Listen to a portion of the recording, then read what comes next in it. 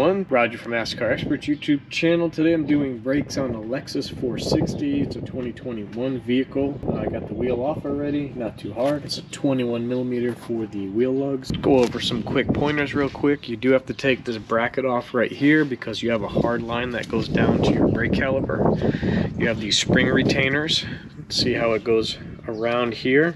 So we're going to get that off of that when we take that apart. And these pins hold the slider for the brake pads. That locks that in place on each end. These will pull out. And then you have another retainer clip here. And now you might see two. That's because someone's put an extra one in up here. This one just has a retainer clip on the bottom where you put the pin through. And then you do have to swap over the plates on your pads.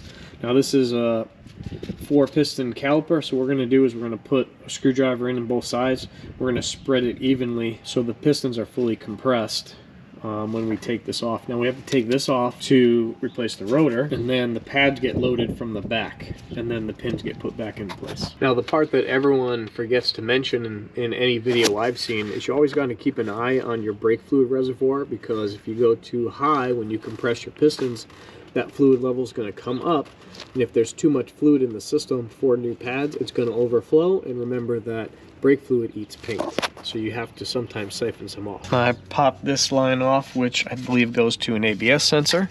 That just is right there. We're going to take this screw off because that's going to free it up from this bracket, and then take this off before we take the caliper and move it out of the way to get the rotor off.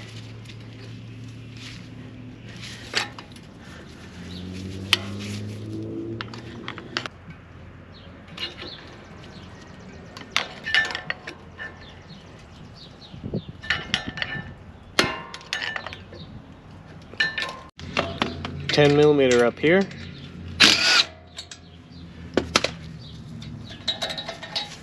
$12mm for the main bracket.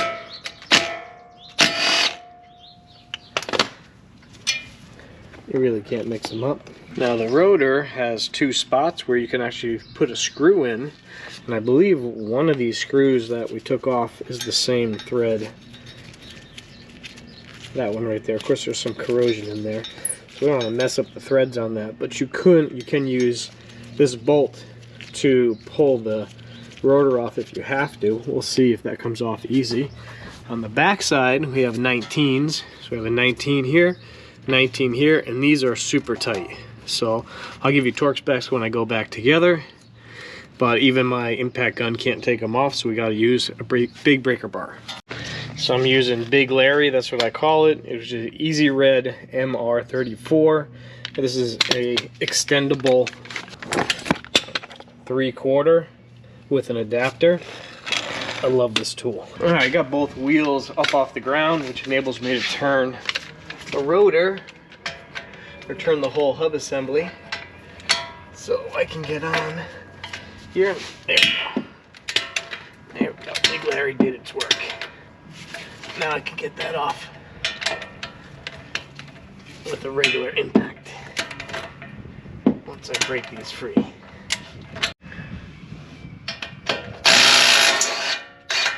Yep, there's nothing now.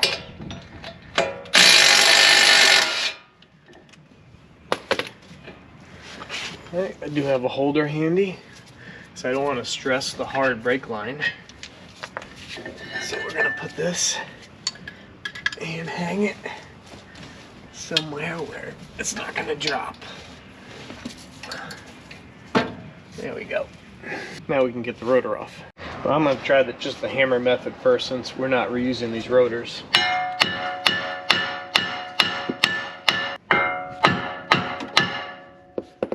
Let me go see if I got some screws I can use.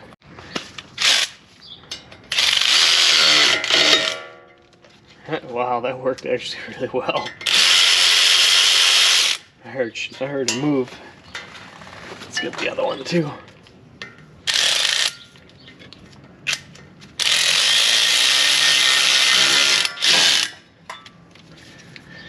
Hammering it didn't take it off,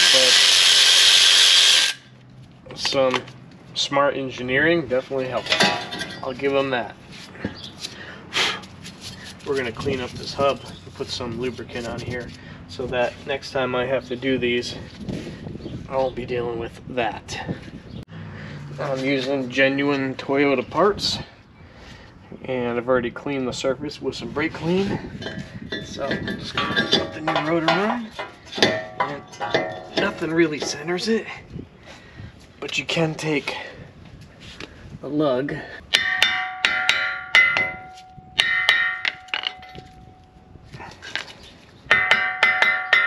to help seat it correctly and stay in place. And now technically you put the caliper back on, because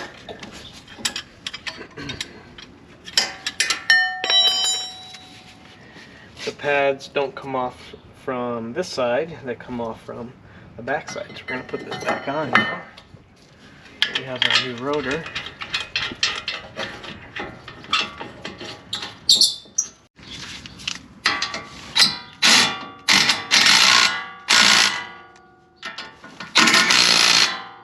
These are 186 Newton meters.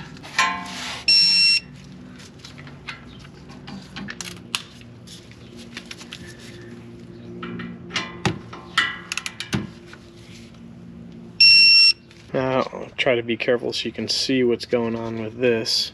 This has a little hole right there. That's going to go into the caliper. That's your holder. So you just push that back. Slide that out. And then you can see that these go like this, inward. So I'm going to slide that pin out. And then that one's just going to fall out. Take a look at these. Make sure they're in okay condition. That's going to go on just like that right there. Hopefully you can see with the glare. And then this pin, you can see right here, goes into the pad right here. And it goes around. So the pin goes in between. And then this just sticks out that way right there. Hopefully these pins come off relatively easy. Not bad. Just using a small punch. You can get replacement pins if they look like they're in bad shape. I'm hoping to just grab them and pull them out now. Little big wiggle. Look at that. Pad slider 1.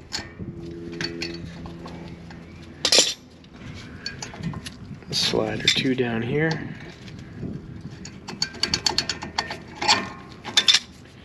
You can see how that goes around that. This sits in here, so this is going to come off when we go put our pads in. This is going to clip on first. Then we're going to put our pin in. We'll put a little bit of lube on these when we slide them back in. It's just going to come off like this. That goes on just like that. Pin, pin, inside, inside, up against the pad, and then obviously our pad needs to come back. That slid forward, so we got to get our pin in to hold that in place. So let's pop this back off. Here's our new pads. It does not come with the shim that's on it. You have to keep a note that this is your wear indicator where it scrapes against the rotor and it'll make some noise. So you want that on the inside pad, and you want the one that doesn't have it on the outside pad. So we'll take this one out first. Looks good. Here's this piece. Match it up. Alright, make sure you're going in the right direction. This shim comes off. Goes on the new. And you can put some brake paste on the surface here for when you go back in for helping to eliminate noise. There we go, clean that up. That's gonna go in. Let's clean these up. There we go.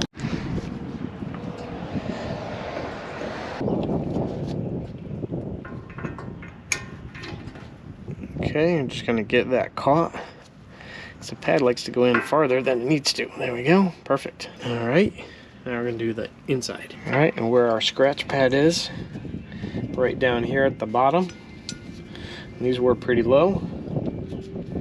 We got our new pad, which makes me think I want to use the other one, which might put the scratch pad, oh nope, at the bottom, right? Because you have one for the other side. All right, so same thing. All I did with this was take some Scotch-Brite and cleaned it up a little bit.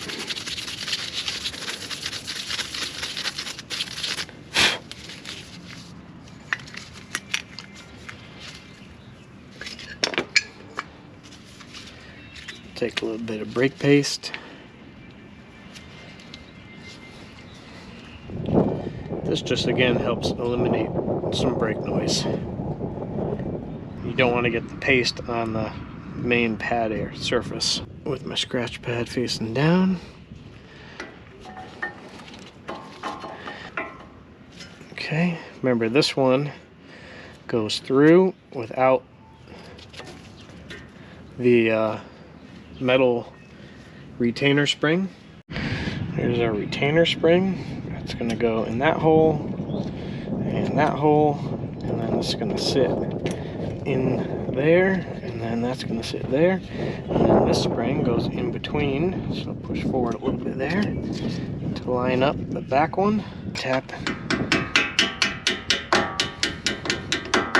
to seat those nice and smooth with that new lubricant right there.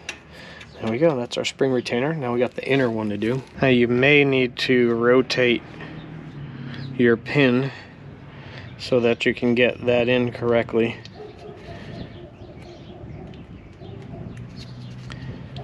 And then this goes in that hole right there.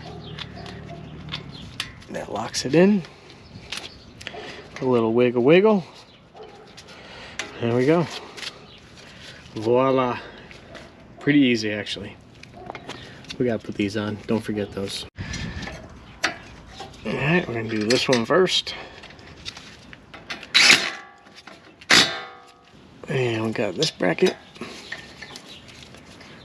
If you leave one of these loose, it will probably rub against the tire and cause damage. It gets expensive fast.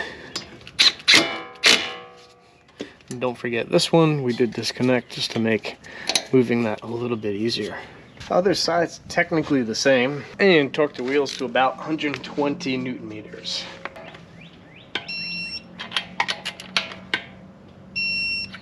And don't forget to bed the pads in by pumping your brake after.